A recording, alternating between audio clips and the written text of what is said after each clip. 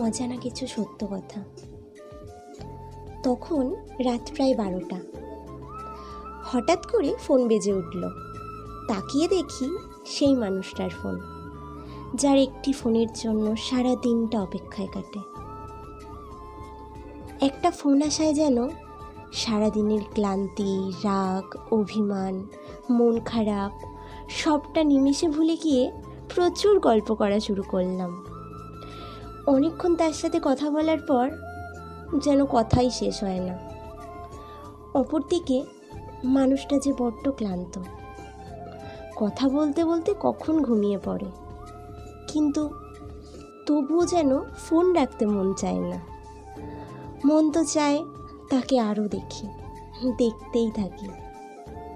হঠাৎ করে মনে হয় ফোনের ওপাশ থেকে বলে উঠল, অনেক রাত হলো, এবার ঘুমিয়ে পড়ো।